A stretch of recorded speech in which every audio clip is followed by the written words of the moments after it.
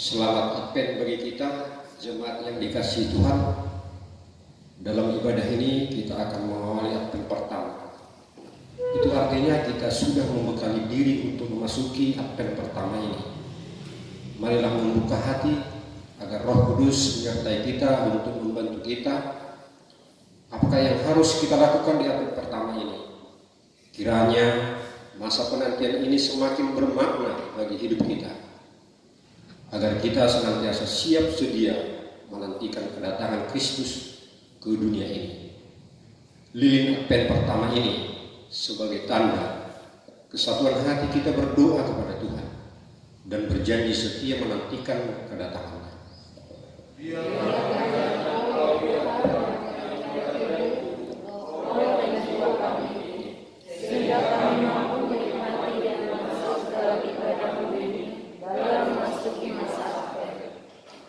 Di dalam nama Allah Bapa dan nama anaknya Tuhan Yesus Kristus dan nama Roh Kudus yang menciptakan langit dan bumi, kasih karunia dan damai sejahtera menyertai kita sekalian. Amin. Mari kita sama-sama berdoa. Ya Yesus Kristus Tuhan kami, datang dan lihatlah kami yang bersekutu di sini. Kami ini adalah umat gembala-Mu. Berilah kasih karunia dan kehidupan kepada kami. Amin. Kita bernyanyi dari buku nyanyian HKI nomor 39 ayat 1 dan 2.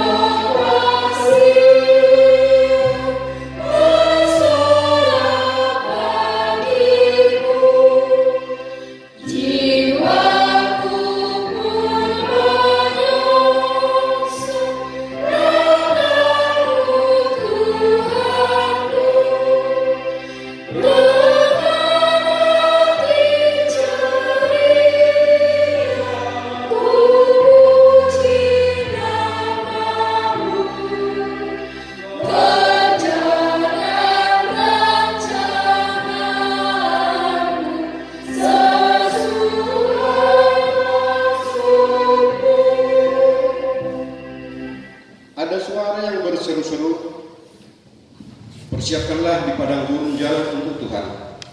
Luruskanlah di padang belantara jalan raya bagi Allah kita.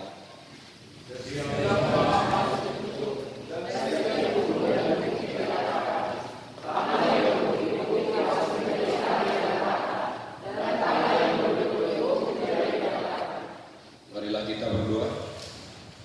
Bapa yang Maha Kuasa, Pencipta langit dan bumi, kami bersyukur karena kasih-Mu yang menghantar kami memasuki tahun baru gereja ini.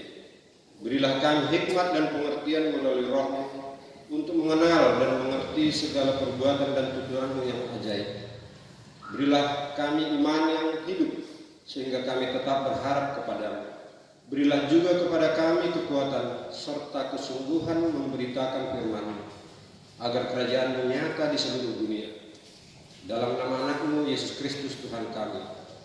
Amin. Tuhan Allah menyertai kita sekalian. Amin. Haleluya, haleluya, haleluya. Haleluya, haleluya, haleluya.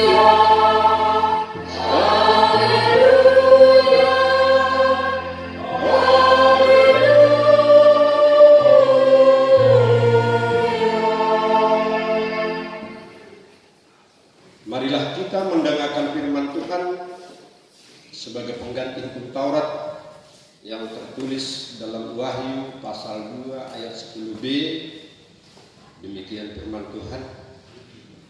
Hendaklah engkau setia sampai mati, dan aku akan mengaruniakan kepadamu mahkota kehidupan.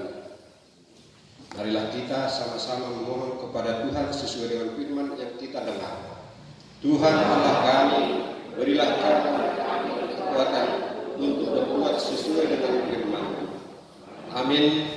Kita bernyanyi dari Kidung Jemaat nomor 84 ayat 1.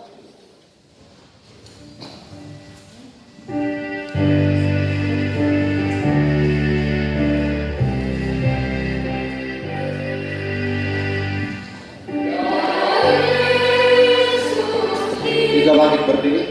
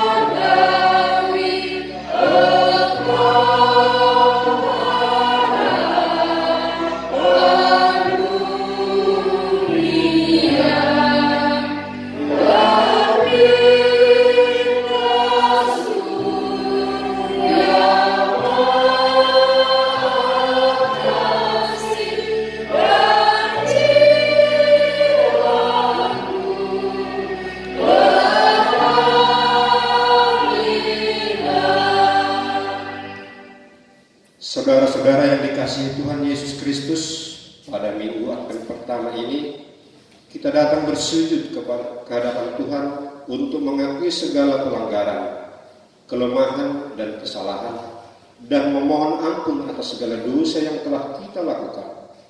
Dia adalah Maha Pengampun dan Penyayang, Tuhan Allah yang Maha Pengasih, Allah yang kekal selama-lamanya. Engkau menuntut dari kami perbuatan yang sesuai dengan kehendak-Mu dan mendatangkan hormat dan kemuliaan bagi nama-Mu. Kami mengaku bahwa Engkau senantiasa memberikan firman-Mu untuk mengingatkan diri kami berperilaku sesuai dengan kebenaran firman-Mu. Dengarkanlah janji Allah kepada yang menyesal dan memohon pengampunan dosanya. Demikian firman Tuhan. Berbahagialah orang yang diampuni pelanggarannya, yang dosanya ditutupi. Berbahagialah manusia yang kesalahannya tidak diperhitungkan Tuhan, dan yang tidak berjiwa penipu. Kemuliaan bagi Allah di tempat yang maha tinggi. Amin. Kita bernyanyi dari Kidung Jemaat nomor 36 ayat 1 dan 2.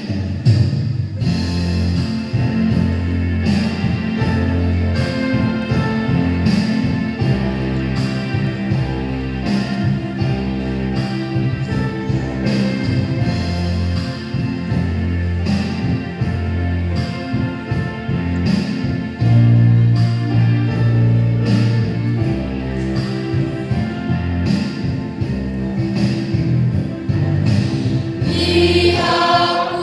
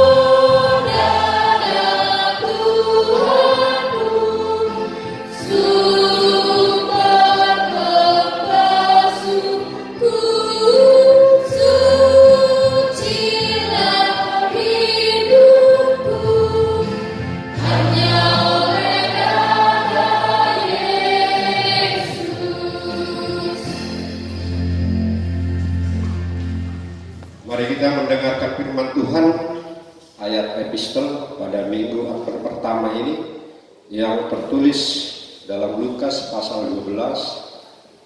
Kita mulai dari ayat 35 berakhir di ayat 40. Kita membacanya secara responsorial. Hendaklah pinggangmu tetap berikat dan pelitamu tetap menyala.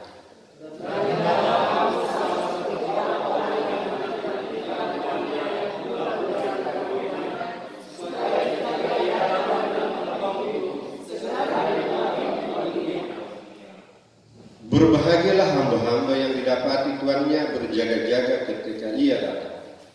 Aku berkata kepadamu, sesungguhnya ia akan mengikat pinggangnya dan mempersilakan mereka duduk makan, dan ia akan datang melayani mereka.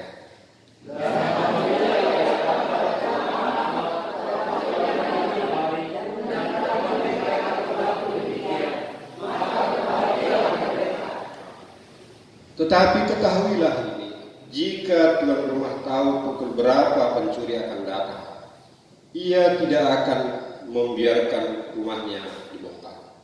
Dan kami juga siap-sedia, karena manusia datang saatnya tidak kami usaha. Demikian firman Tuhan. Berbahagialah orang yang mendengarkan firman Tuhan dan melakukannya. Amin. Kita bernyanyi dari buku nyanyian HKI nomor 41 ayat 4.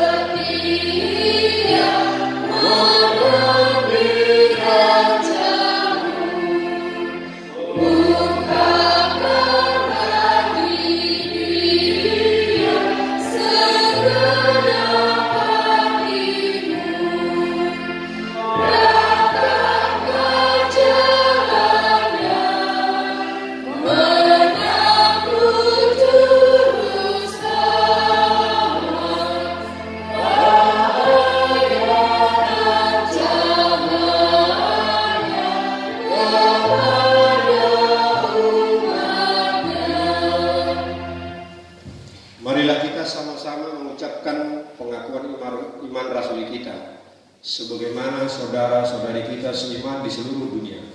Kita bersama-sama mengucapkannya. Aku percaya kepada Allah Bapa, pencipta langit dan bumi. Aku percaya kepada Yesus Kristus, Allah yang tunggal Tuhan kita, yang dikandung daripada Roh Kudus, lahir dari anak darah Maria, yang menderita di bawah pemerintahan Pontius Pilatus, disalibkan, mati dan dikuburkan, turun ke dalam kerajaan maut, pada hari yang ketiga bangkit dari antara orang mati, naik ke surga, duduk di sebelah kanan Allah Bapa yang Maha Kuasa, dan akan datang dari sana untuk menghakimi orang yang hidup dan yang mati. Aku percaya kepada Roh Kudus, gereja yang kudus dan am, persekutuan orang-orang kudus, pengampunan dosa, kebangkitan daging, dan hidup yang kekal. Amin. Kita bernyanyi dari Kidung Jemaat nomor 91 ayat 1. Kita mengumpulkan persembahan pertama dan kedua.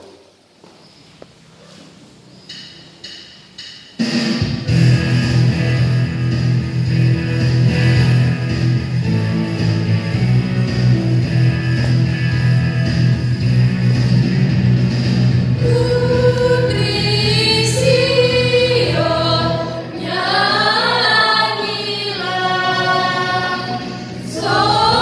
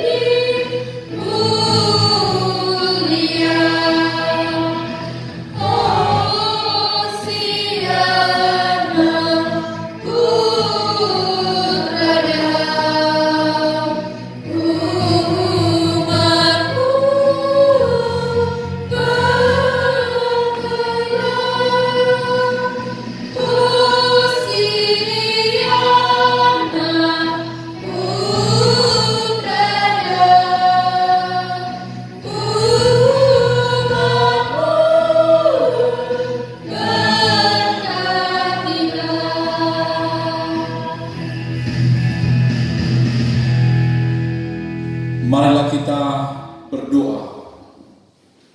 Damai sejahtera Allah yang melampaui segala akal dan pikiran dalam Kristus Yesus Tuhan kita. Amin. Shalom. Salam Advent. Puji Tuhan, kita akan mendengarkan firman Tuhan pada minggu Advent yang pertama ini, yaitu yang tertulis dalam Mazmur pasal 24 ayatnya yang ke-7 sampai ayat yang ke-10.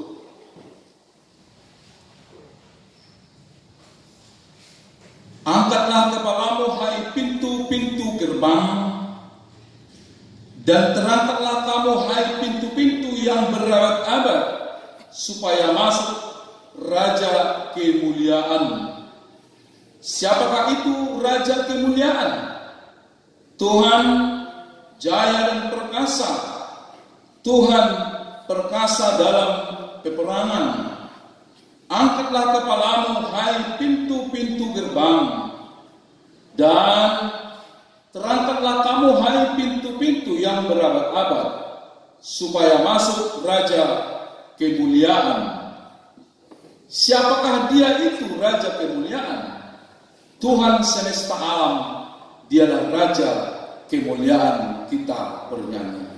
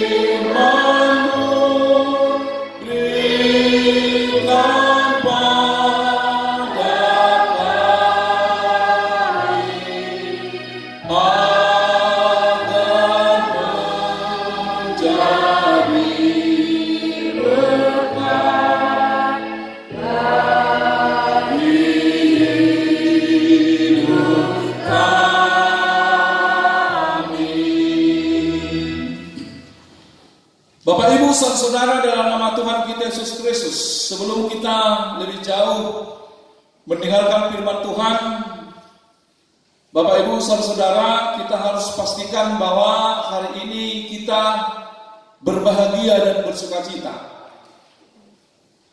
Karena kita bisa sampai pada minggu ini, yaitu minggu Advent yang pertama. Kalau kita kilas balik ke belakang, mungkin kita akan berkata masing-masing dalam hati kita, gak terasa ya, sudah 1 tahun. Gak terasa. Memang Bapak Ibu saudara, jikalau orang dalam setiap penantiannya selalu berperan dan aktif mengerjakan segala pekerjaannya, dan bahkan dalam hidupnya dia selalu memuji Tuhan lewat doa-doa, nyanyian dan pujian, memang itu tidak akan terasa. Seolah-olah hari itu berlalu begitu saja, bahkan segala yang kita hadapi itu berakhir begitu saja. Seolah-olah kita tidak pernah hadapi yang namanya kesusahan, penderitaan. Itulah kesan orang yang beriman sesungguhnya pada hari ini. Ternyata bisa aku menjalankan sepanjang tahun ini. Memang Bapak Ibu saudara, 1 tahun ini tidak ada orang yang tidak berkata bahwa penuh dengan masalah. Apalagi soal pandemi virus corona ini. Banyak yang terhempaskan, banyak yang mengalami kesusahan. Bahkan kadang-kadang akal sehat dan pikiran kita tergerogoti oleh keadaan-keadaan ini. Akal sehat dan pikiran yang dimaksud adalah, mungkin Bapak Ibu Saudara sudah mengalaminya, ada mungkin menyalahkan yang lain. Itu, tapi saya katakan, kita sampaikan lewat gereja kita hari ini. Ternyata semua itu kita lalui seolah-olah kita baru minum air hangat lepas dahaga. Semua berakhir dan kita memasuki yaitu yang namanya Advent pertama. Itu makanya kami sampaikan, kita harus pastikan bahwa hati, pikiran dan jiwa kita adalah bersyukur, berterima kasih hanya untuk kemuliaan Tuhan. Jangan ingat-ingat lagi segala apa yang ada, apa yang terjadi. Saudara-saudara dalam Tuhan kita Yesus Kristus, jika kita melihat firman Tuhan ini, bahwa orang-orang Israel ataupun Daud yang sudah melakukan segala upaya, bahwa pada waktu itu dia adalah masih raja yang masih muda saat kepemimpinan ini, bahwa dia masih muda dan ada tugas dan tanggung jawab dia yang sangat besar waktu itu. Bapak Ibu Saudara, apa tugas dia yang sangat besar? Bahwa Raja Daud harus membawa tabut perjanjian. Saya nggak harus bahas sejarahnya lebih panjang, tapi waktu itu tabut perjanjian ada di Silo pada peperangan orang Filistin dengan orang Israel.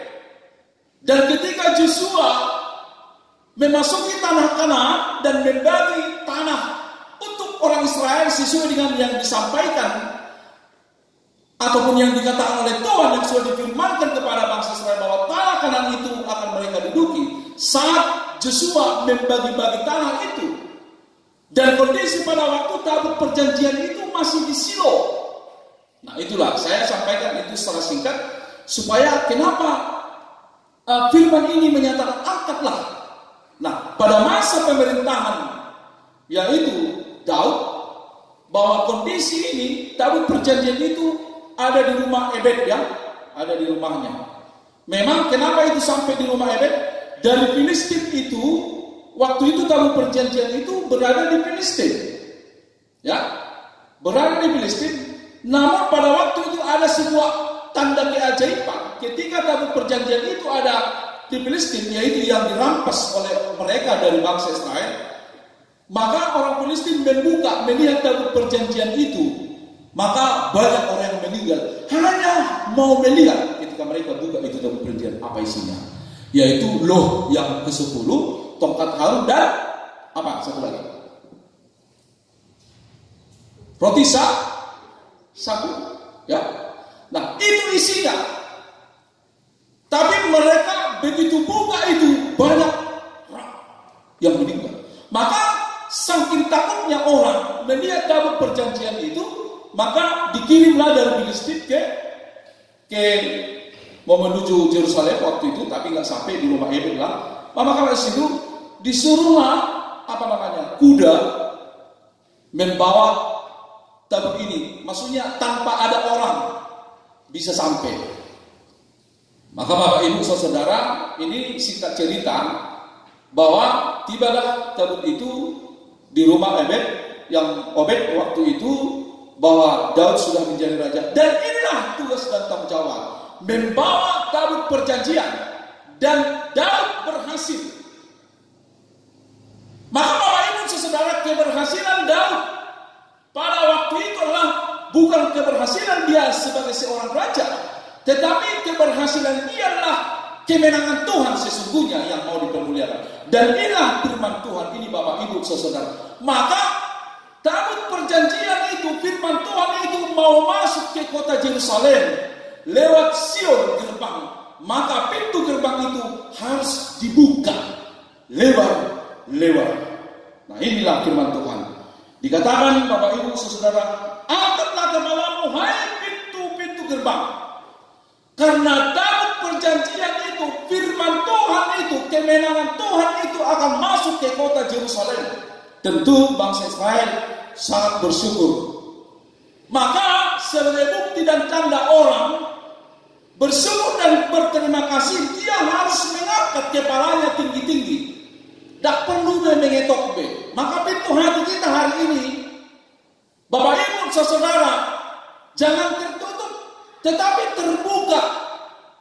Biarlah firman Tuhan itu, biarlah kemuliaan Tuhan itu masuk dengan sempurna, tanpa harus mengetuk, tanpa harus permisi.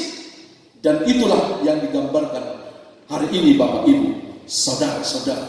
Ini adalah sebuah nubuatan yang sudah pernah dilakukan oleh Raja Daud. Kemenangan Raja Daud membawa tabut perjanjian itu ke kota Yerusalem. Maka pintu gerbang itu harus dibuka, diangkat tinggi-tinggi. Dan Moisak Ponggol memang harus terbuka.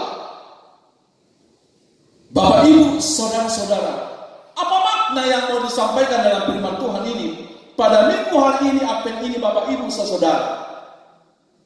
Yang pertama adalah segala sesuatu yang kita lalui dalam kehidupan ini, setiap masalah, bahkan juga sukacita yang kita lalui, bahwa pada hari ini firman Tuhan pada masa Advent ini, yang disebut ataupun yang sering ataupun pengertian dari Advent ini adalah penantian hari kedatangan Tuhan Yesus yang kedua kalinya. Itu sesungguhnya pengertiannya. Tetapi menjadi perayaan hari kelahiran dari Tuhan Yesus Kristus bagi setiap orang yang beriman, orang yang percaya. Maka, apakah Bapak Ibu saudara-saudara sudah membuka hati dan pikiran? Kalau dikatakan membuka hati dan pikiran, tinggalkan segala yang mengganggu hati dan pikiranmu. Makanya, kalau kita berbicara tentang pergumulan, pasti semua kita yang hadir di sini adalah pasti berbeda-beda pergumulannya. Saya sendiri bukan mau bersaksi, tapi saya mau menyampaikan, saya juga mengalami pergumulan berat dalam kurun waktu 2 minggu ini. Itu juga harus kita sampaikan. Makanya saya katakan hari ini saya bersyukur, kita harus bersyukur bahwa kita harus setiap kehidupan kita, saat pintu hati kita terbuka, itu artinya firman itu masuk ke dalam hati dan jiwamu. Maka segala pergumulan persoalan yang kita hadapi, jikalau firman itu masuk dengan sempurna, maka Bapak Ibu saudara, hanya kebahagiaan yang bisa kita raih dalam kehidupan kita. Hanya sukacita sebagai bentuk ucapan terima kasih kita kepada Tuhan atas pergumulan itu. Makanya saya katakan kembali, Bapak Ibu saudara, kita semua memiliki pergumulan yang berat masing-masing. Sampai saya katakan juga secara pribadi, saya mengalami dalam kurun waktu 2 minggu ini. Makanya sering saya berseluruh, untunglah jantungku ada 4. Terus terang aja, ada obat jantungku itu haporsiaku tidak, jantung hanya 1 ya, maaf.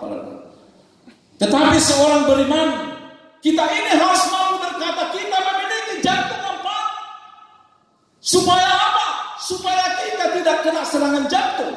Kalaupun kena serang, tinggal 3 lagi, tinggal 2 lagi. Tapi jangan sampai hilang semuanya. Itu harapan kita. Dan itulah orang yang beriman yang disampaikan hari ini. Orang-orang Israel begitu menderitanya. Mereka dikejar-kejar oleh bangsa-bangsa lain. Mereka berperang.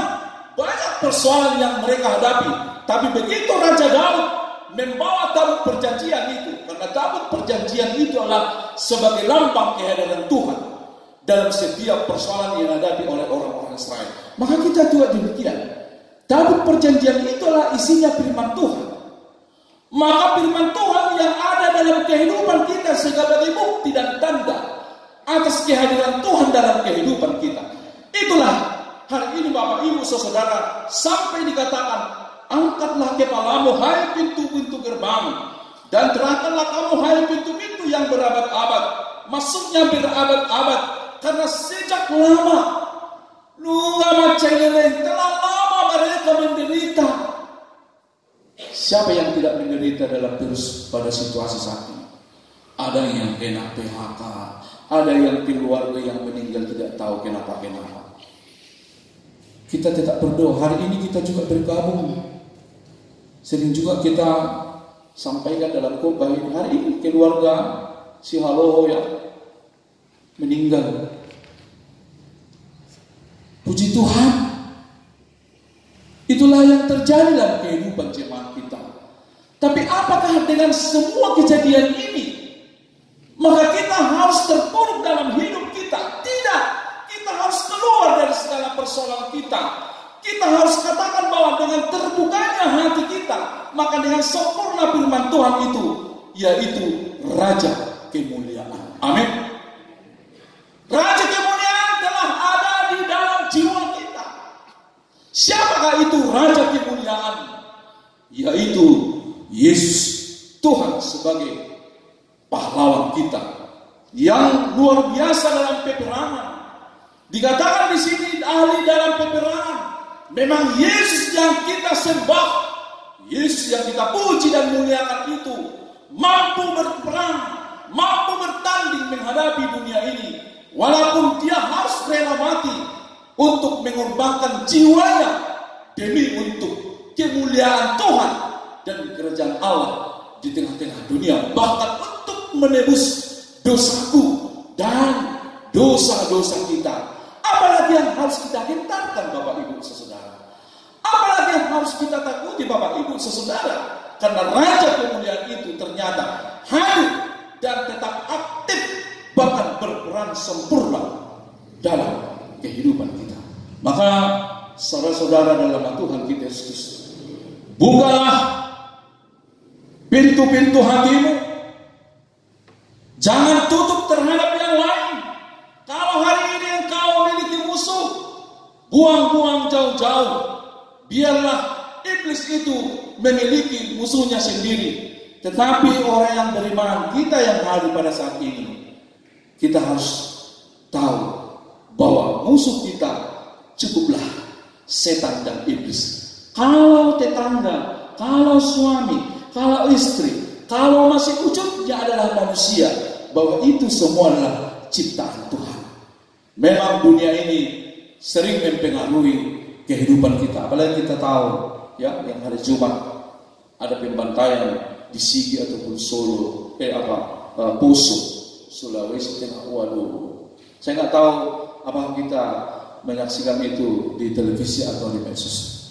Begitulah perannya iblis itu, mematikan dan menghancurkan, bahkan mencabut nyawa. Hanya karena, menurut berita itu, hanya karena tidak diberikannya bahan-bahan makanan. Maka apa hikmat yang bisa kita lihat dari situ, Bapak Ibu Saudara? Janganlah biasakan membenci orang lain. Janganlah biasakan menghina, menghujat yang lain. Karena sesungguhnya semua Tuhan tahu. Kita nggak tahu. Imam besar yang dikatakan itu, kita tidak tahu. Sekarang nggak ada yang takut lagi berbicara tentang imam besar FPI yang dikatakan itu, yang luar biasanya menghalau orang-orang yang beriman, bahkan orang-orang negara ini yang ada di negara kita ini. Tapi hari ini tidak ada yang takut lagi. Karena apa? Raja Kemuliaan itu akan selalu berperan dimanapun untuk orang-orang yang percaya.